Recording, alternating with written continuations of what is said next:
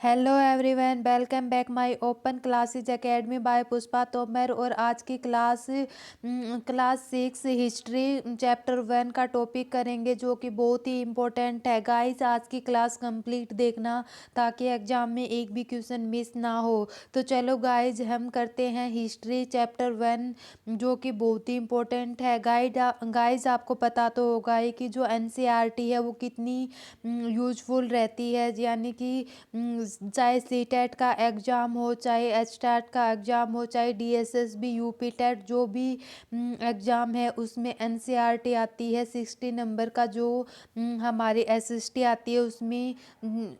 तो गाइज, हम स्टार्ट करते हैं हमारी क्या, कब, कहाँ और कैसे। तो गाइज, इसमें हम जो मेन टॉपिक हैं ओनली वही करेंगे। तो चलो गाइज, हम स्टार्ट करते हैं हमारी क्लास। अतीत के बारे में हम जानेंगे कि हम अतीत के बारे में जानेंगे कि अतीत में लोग कैसे रहते थे, क्या खाते थे, क्या पीते थे, और उनकी रहन सहन, तौर तरीके आदि के बारे में जानेंगे कि वह किस प्रकार अपने जीवन यापन करते थे।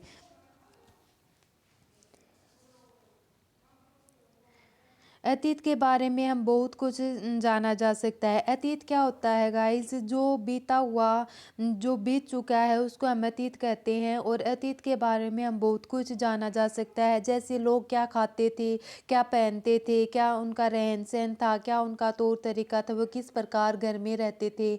हम आकेट को क्या होता है?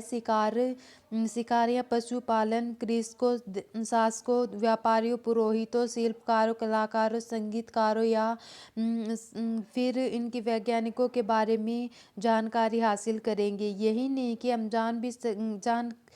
हम पता भी कर सकते हैं कि हम पता कर सकते हैं कि उस समय बच्चे कैसे खेल खेलते थे, कौन सी कहानियाँ सुना करते थे और कौन से नाटक देखा करते थे, तो कौन कौन से गीत गाते थे। मीन्स इनके कहने का ये मतलब है कि अतीत के बारे में हम बहुत कुछ जानेंगे कि जो लोग किस प्रकार उनका खान पान था, क्या रहन सहन थी, क्या तौर तरीका था, वो क्या पहनते थे, किस प्रकार वो अपने जीवन यापन करते थे, लोग कहाँ रहते थे।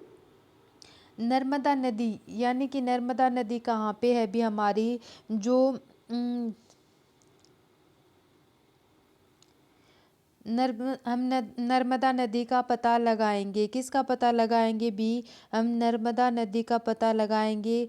और कई लाख वर्ष पहले लोग इस नदी के तट पर रहते थे, जहाँ यहाँ रहने के लिए आरंभिक लोगों में से कुछ कुशल संग्राहक थे और आसपास के जंगल में विशाल संपदा में परिचित थे। अपने भोजन के लिए वे जड़ों, फलों और जंगल में अन्य उत्पादों का यही से संग्रह किया करते थे। वे जानवरों का आकेट भी मिलता था। आकेट क्या होता है भी? शिकार भी मिलता है। तो इसमें क्या बताया है कि जो माना जाता है कि लाखों वर्ष पहले नर्मदा नदी के तट पर रहते थे। किस पर रहते थे भी? नर्मदा नदी के तट पर रहते थे कई लाख वर्ष पहले।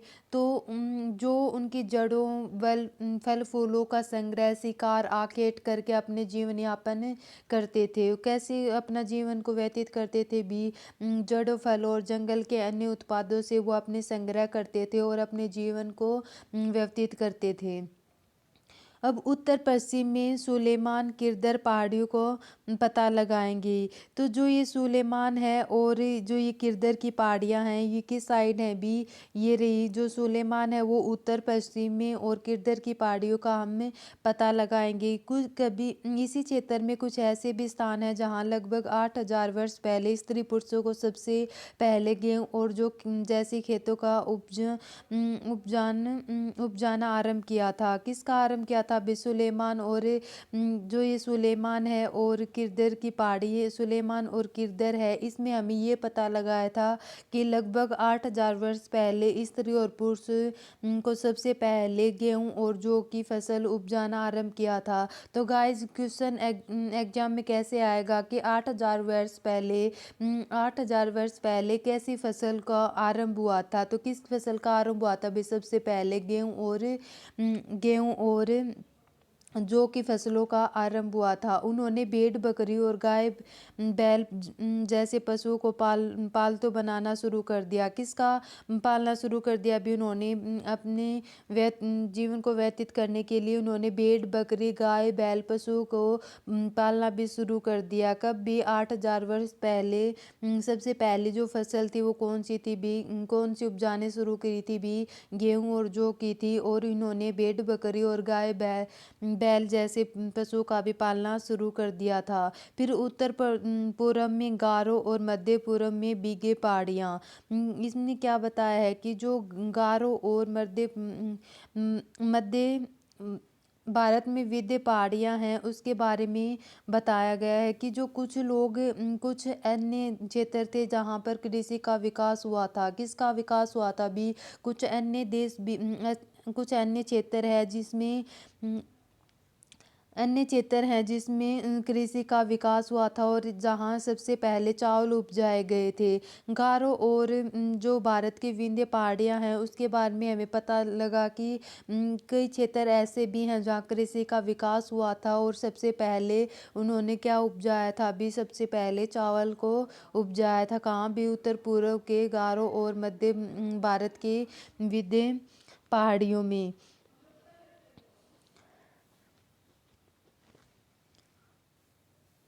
फिर सिंधु और इनकी सहायक नदियों के पता लगाने के लिए हम प्रयास करेंगे। सिंधु और जो सहायक नदियां हैं उसमें हमें क्या पता चलता है कि सहायक नदियों में सहायक नदियां उन्हें कहते हैं जिसे एक बड़ी नदी में मिल जाती हैं। लगभग 4700 वर्ष पहले इन्हीं नदियों के किनारे कुछ आरंभिक नगर फले फूले। गंगा की इनकी सहायता नदियों के किनारे समुद्र तटवर्ती इलाकों के नगरों का विकास लगभग 2500 वर्ष पहले हुआ था। कब हुआ था भी जो लगभग 4700 वर्ष पहले इनकी नदियों के किनारे पर आरंभिक नगर फले फूले और गंगा इनकी सहायक नदियों के किनारे इनके समुद्र तटवर्ती इलाकों को नगरों के विकास लगभग 2500 वर्ष पहले हुआ था। मीन्स इसका कहने का क्या मतलब है कि जो सिंधु नदी है इसका इतिहास तो बहुत पुराना है लेकिन लोग इसके आसपास के क्षेत्र में रहते हैं और इसकी कुछ सहायक नदियां भी होती हैं और 4700 वर्ष पूर्व में इनकी नदियों के कुछ आसपास नगर बने और बसे। जैसे जो मगध गंगा नदी में इनके सहायक क्षेत्र थे और गंगा के दक्षिण में इनकी नदियों का आसपास का क्षेत्र प्राचीन काल में मगध के नाम से जाना जाता था। किसके नाम से जाना जाता था भी मगध के नाम से जाना जाता था। लगभग 4700 वर्ष पहले नदियों के जो आसपास थे उसमें कुछ नगर बने भी थे और उसमें बसे भी थे। और मगध जो गंगा के दक्षिण वाले आसपास के क्षेत्र में फैला गया। किसके क्षेत्र में फैला गया अभी प्राचीन काल के सॉरी भी मगध नामक में फैला गया। इसके शासक बहुत शक्तिशाली थे और उन्होंने एक विशाल राज्य स्थापित किया था। देश अन्य हिस्सों में भी इन्हें राज्यों की स्थापना की थी। किसकी स्थापना की थी भी अन्य देशों की भी स्थापना की थी। लोगों ने सदैव उपमहाद्वीप के एक हिस्से में दूसरे हिस्से की यात्रा की। उपमहाद्वीप में इन्होंने एक हिस्से से दूसरे हिस्से में इनकी यात्रा की। कभी कभी हिमालय जैसे ऊंचे पर्वत पहाड़ियाँ रेगिस्तान नदियाँ तथा समुद्रों के कारण यात्रा जोखिम भरी होती थी। फिर भी ये यात्रा उनके लिए असंभव नहीं होती थी। अतः कभी कभी तो लोग काम की तलाश के लिए कभी प्राकृतिक आपदाओं के कारण एक स्थान से दूसरे स्थान तक जाया करते थे।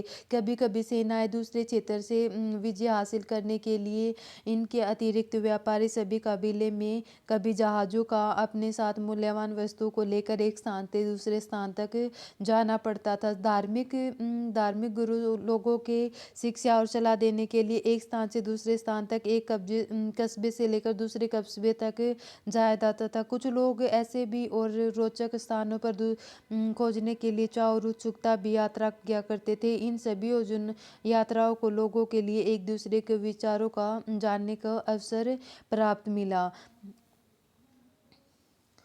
फिर है लोग यात्राएं कैसे करते थे। लोग यात्राएं कैसे करते थे भी जो पहाड़ियाँ पर्वत और समुद्री उपमहाद्वीप में प्राकृतिक सीमा का निर्माण करते थे। किसका निर्माण करते थे भी पहाड़ियाँ पर्वत और पहाड़ियाँ पर्वत पहाड़ियाँ, पर्वत और समुद्र के उपमहाद्वीप की प्राकृतिक सीमा का निर्माण करते थे, क्योंकि लोगों को इनकी सीमाओं को पार करना आसान नहीं होता था, लेकिन ऐसा कर सकते थे कि वो पर्वतों की ऊंचाई को छू के और गहरे समुद्रों को पार करके अपने उपमहाद्वीप को कुछ लोगों यहाँ आकर बस सके।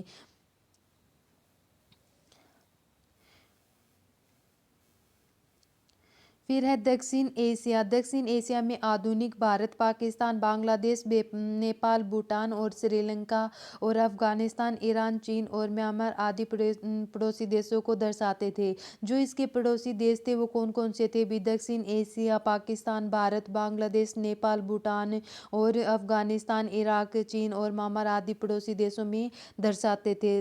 दक्षिण एशिया एक ऐसा महाद्वीप से छोटा होता था, लेकिन इसकी विशालता और बाकी एशिया में समुद्रों की पहाड़ियाँ और पर्वतों को बटे होने के कारण इसे उपमहाद्वीप भी कहते हैं। उपमहाद्वीप किसे कहते हैं भी? जो दक्षिण एशिया का एक महाद्वीप से छोटा होता है, लेकिन जो विशालता और बाकी एशिया में समुद्र, पहाड़ियों और पर्वतों को बटे होने के कारण उपमहाद्वीप कहा जाता है। फिर है देशों के नाम।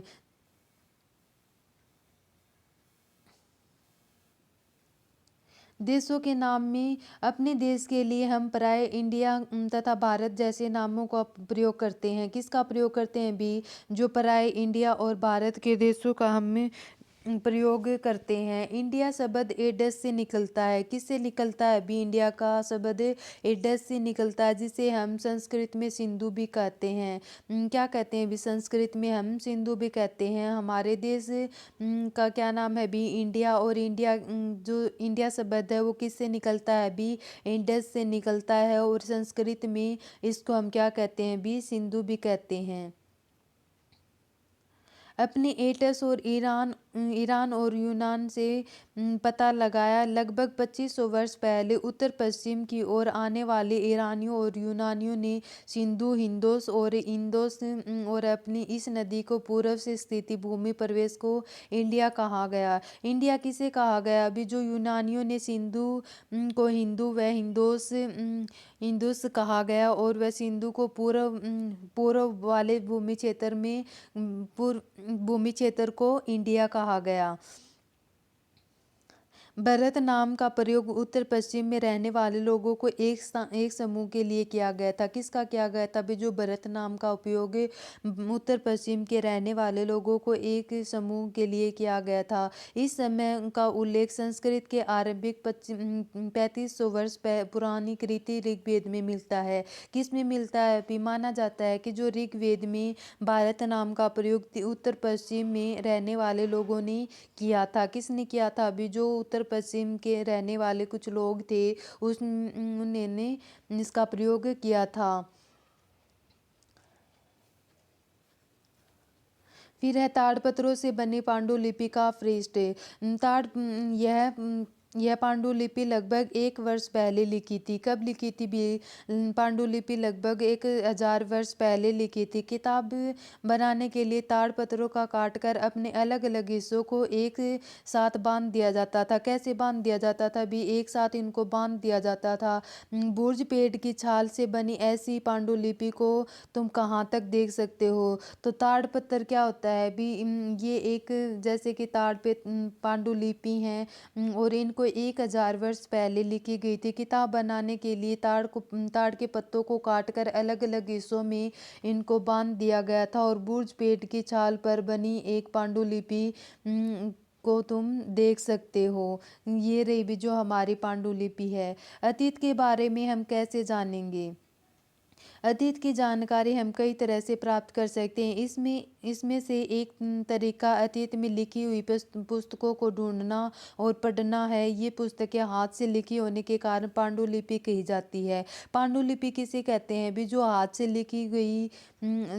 लिखी गई जो लिपि है उसको हम क्या कहते हैं, पांडुलिपि कहते हैं। और अंग्रेजी में पांडुलिपि के प्रयुक्त होने को मैन्युस्क्रिप्ट्स शब्द, लैटिन शब्द मैन्यू जिसका अर्थ हाथ से निकलता है, और पांडुलिपि ताड़पत्रों तथा हिमालय क्षेत्र में उगने वाले बुर्ज नामक पेड़ की छाल और विशेष तरीके से इसको तैयार किया जाता है। गाइज यहाँ से क्वेश्चन एक बार सी टेट में आ चुका है, तो गाइज इसको कंप्लीट अच्छे से करना। जैसे कि जो ये पांडुलिपि है वो किसे कहते हैं भी, जो ये हाथ से लिखी हुई हाथ से लिखी होने के कारण इसे हम क्या कहते हैं, पांडुलिपि कहते हैं। और अंग्रेजी में इसको क्या कहते हैं भी, मैन्युस्क्रिप्ट शब्द कहते हैं, लेकिन लैटिन शब्द में इसको मेन्यू कहते हैं, जिसका अर्थ है हाथ से, जिसका अर्थ क्या है भी, हाथ से। और इस जो पांडुलिपियां हैं ये ताड़पत्रों और हिमालय क्षेत्र के उगने वाली बुर्ज नामक पेड़ की छाल पर विशेष तरीके से इसको तैयार किया गया था।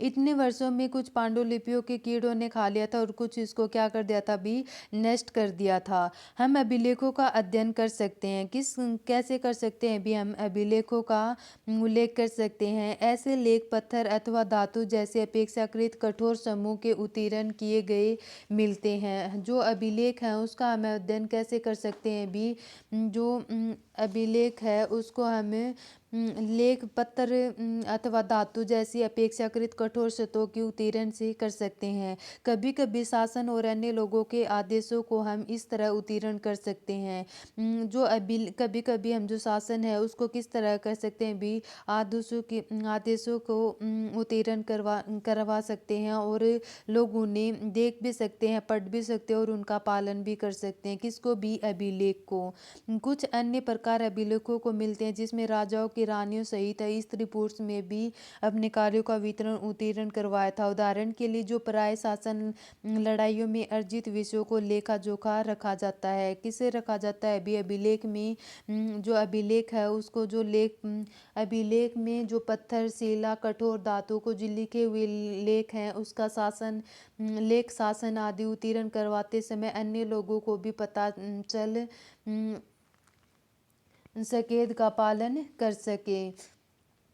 इसमें क्या बताया है अभी, जो हम इस सब का पालन कर सके, जैसे कि हम देख भी सकते हैं, उसको पढ़ भी सकते हैं और उसका हम पालन भी कर सकते हैं। कुछ अन्य प्रकार के अभिलेख भी मिलते हैं जिसमें राजाओं और रानियों सहित अन्य स्त्री व पुरुषों को कार्य के वितरण उत्कीर्ण करवाए हैं। क्या भी, जो स्त्री और पुरुषों ने अपने कार्यों के वितरण के लिए क्या करवाया भी, इन्होंने उत्कीर्ण करवाया। उदाहरण के लिए जैसे कि अर्जित विजयों को हम लेखा जोखा कर सकते हैं। इसके अतिरिक्त अन्य कई वस्तुओं को प्रेरित बनी हुई प्रयोग में लाई जाती है। किसमें भी, जो कई वस्तुएं अतीत में जो बनी हुई हैं वो प्रयोग में भी लाई जाती हैं। ऐसी वस्तुओं का अध्ययन करने के लिए व्यक्ति पूरा तत्वविद कहलाता है। क्या कहलाता है अभी, पूरा तत्वविद कहलाता है।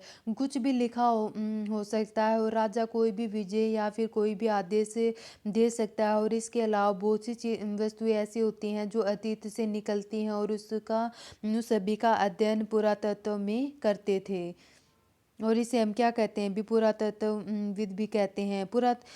पुरातत्वविद पत्थर और ईंट से बनी इमारतों के अवशेषों, चित्रों और मूर्तियों का अध्ययन करते हैं। किसका अध्ययन करते हैं भी, जो पत्थर हैं, ईंट से बनी इमारतों और अवशेषों, मूर्तियों का अध्ययन करते हैं। ये औजारों, हथियारों और बर्तन, आभूषणों तथा सिक्कों की प्राप्ति के लिए छानबीन की खुदाई भी कर सकते हैं। किसकी भी, जो सिक्के की जो पत्थर, ईंटों आदि से बनी जो इमारतें हैं, अवशेषों, औजारों, हथियारों, बर्तनों आदि का अध्ययन भी करते हैं और इसकी छानबीन भी करते हैं। पुरातत्वविद जानवरों, चिड़िया और मछलियों की हड्डियां भी ढूंढते हैं, और उन्हें यह भी जानते हैं कि उनकी मदद मिलती है। अतीत में लोग क्या खाते थे, वस्तुओं का अवशेष बहुत मुश्किल से बच पाता है। यदि अन्न के दाने के लकड़ी के जो टुकड़े जल होते थे वो जले हुए रूप में बचे सकते हैं। तो गाइज इसमें क्या बताया कि जो जानवर स्थिति आदि उनकी हड्डियां भी ढूंढते हैं, ये सभी इतिहास में जानने के लिए सहायक होगी।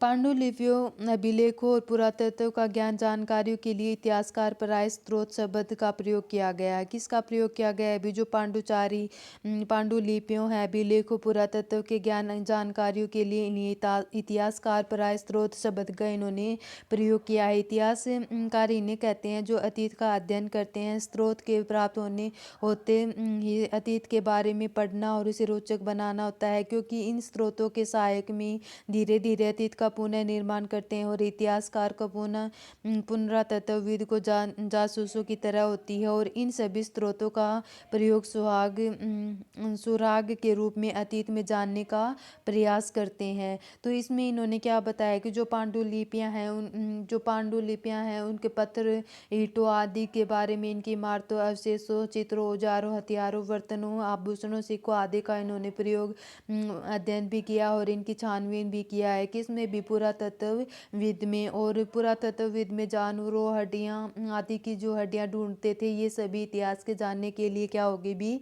सहायक होगी।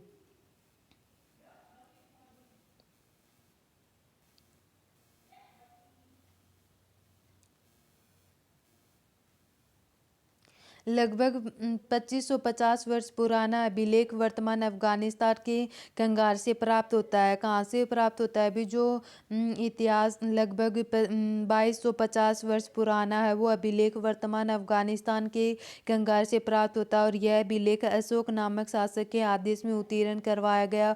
और इस शासन का विषय हम किस में करेंगे भी? क्लास 8 में करेंगे। और अभिलेख का क्षेत्र को प्रयुक्त वाली यूनानी व अराइजेक नामक दो लिपियों की भाषाओं में की थी। किसने भी? जो ये अभिलेख है वो इस क्षेत्र में जो प्रयुक्त होने वाली जो यूनानी है और अराइमेइक नामक दो लिपियों का भाषाओं में क्या की थी भी? इन्होंने प्रयोग की थी।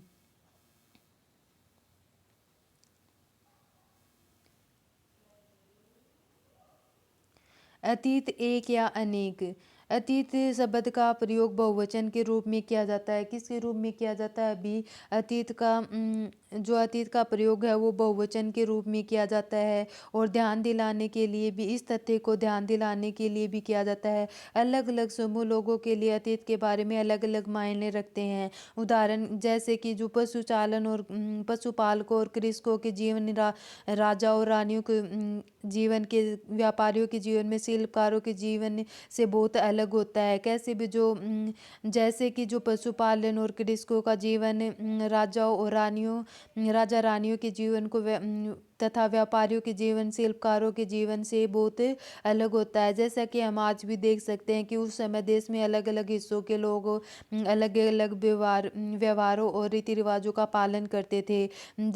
उदाहरण के लिए जैसे कि आज अंडमान द्वीप के अधिकांश लोग अपना भोजन मछलियाँ पकड़कर, शिकार करके, फल फूल के संग्रह करते हैं। और इसके विपरीत शहरों में रहने वाले लोग खाद्य आपूर्ति के लिए व्यक्तियों का निर्भर करते हैं और वह किस प्रकार अपने अतीत में विद्यमान रहते हैं। तिथियों का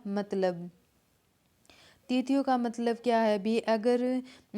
अगर तुमसे कोई भी विषय में पूछे तो उस दिन की जो तारीख, माह, वर्ष, 2000 या फिर इसी तरह कोई भी वर्ष बताओगे क्या भी? जो 2000 वर्ष पहले है। वर्ष की यह गणना धर्म प्रवर्तक ईसा मसीह के जन्म की तिथि की है भी। जो ईसा मसीह का जन्म है उसकी तिथि से की गई है। किसकी गणना भी? ईसाई धर्म प्रवर्तक ईसा मसीह के जन्म के समय की गई। 2000 वर्ष पहले का तात्पर्य है ईसा मसीह के जन्म 2000 वर्ष के बाद हुआ था। कब हुआ था भी? जो 2000 वर्ष है उसका क्या अर्थ है कि जो ईसा मसीह है उसका जन्म कब हुआ था भी? 2000 वर्ष के बाद हुआ था। ईसा मसीह ने जन्म के पूर्व में सभी तिथियों को ईसा से पहले के रूप में जानी जाती है। किससे जानी जाती है भी? ईसा से पहले के रूप में जानी जाती है। और इस तरह पुस्तक में 2000 के अपना आरंभिक बिंदु मानते हैं और वर्तमान में अपनी तिथियों का क्या करते हैं भी? उल्लेख करते हैं। इतिहास और तिथियां। इतिहास तिथियों में अंग्रेजी में बीसी का तात्पर्य है बिफोर क्राइस्ट, यानी कि ईसा पूर्व होता है। कभी कभी कुछ तिथियों को पहले ए डी लिखा जाता है। क्या लिखा जाता है? बी ए डी लिखा जाता है। और इसमें इसको हमें एनो डोमिनी नामक दो लैटिन शब्दों से बना होता है। इसका तात्पर्य ईसा मसीह के जन्म से पूरा होता है। कभी कभी एच डी की जगह सी ई भी लिखा होता है। क्या लिखा होता है? बी सी ई तथा बी सी भी लिखा और बी सी की जगह बी सी ई भी लिखा होता है। सी ई अक्षरों का प्रयोग क्या होता है? बी कॉमन एरा होता है। और बी सी ई का अर्थ क्या होता है? बी बिफोर कॉमन एरा के लिए होता है। इन शब्दों का प्रयोग इसलिए करते हैं क्योंकि विश्व का अधिकांश लोगों को हम कैलेंडर का प्रयोग सामान्य होता है और भारत की तिथियों का रूप में लगभग 200 वर्ष पूर्व आरंभ हुआ था। गाइस यहाँ से इम्पोर्टेंट है, जैसे कि एग्जाम में बीसी का अर्थ पूछ लेगा, बीसी क्या होती है, तो बीसी का जो फुल फॉर्म क्या होती है? BC before Christ. और एडी क्या होती है? एनो डोमिनी। और इन्होंने दो लैटिन शब्दों से मिलकर बना होता है जो ईसा मसीह के जन्म से वर्ष पहले हुई थी। और एडी क्या होती है? सी डी क्या होती है? तो इसका प्रयोग इसके फुल फॉर्म पूछ लेगा। अभिलेख कठोर सतहों का उत्कीर्णन करवाए जाते हैं और इसे अभिलेख कई पूर्व लिखे गए जिनको अभिलेखों की तिथियां और अभिलेख की लिपियां और भाषाओं का प्रयोग करते हैं। समय के साथ साथ अभिलेखों की प्रयुक्त भाषाओं की लिपियों का बहुत बदलाव आ चुका है। विद्वान में हमें कह सकते हैं कि क्या लिखा है उसके लिपि के अर्थ निकलने की प्रक्रिया का विचार किया गया है। जो हमारे कौन कौन से इसमें जो उपयोग शब्द हुए हैं भी, यात्रा हुई है, पांडुलिपि, अभिलेख, पुरातत्व, इतिहास का स्रोत, अज्ञात लिपि का अर्थ निकलना। फिर जो इसकी कुछ महत्वपूर्ण तिथियां हैं, इम्पोर्टेंट हैं भी यहाँ से भी, कि कृषि का आरंभ कब हुआ था? भी 2000 वर्ष पूर्व में हुआ था। सिंधु सभ्यता की प्रथम नगर 4700 वर्ष पूर्व। और गंगा नदी के नगर मगध का बड़ा राज्य क्या था? अभी 2500 वर्ष पूर्व। वर्तमान में 2000 वर्ष पहले। और यहाँ से जो जो निम्नलिखित में सुलेम करो। नर्मदा नदी में क्या हुआ था? भी जो नर्मदा नदी है उसमें आखेट और संग्रह। और मगध में क्या हुआ था? भी लगभग 2500 वर्ष पूर्व के नगर क्या था? भी मगध में लगभग 2500 वर्ष पूर्व। फिर गारो पहाड़ियाँ क्या थी? भी प्रथम नगर। और सिंधु और सहायक नदियाँ क्या थी? भी पहला बड़ा राज्य। और गंगा घाटी क्या है? भी पहला बड़ा राज्य।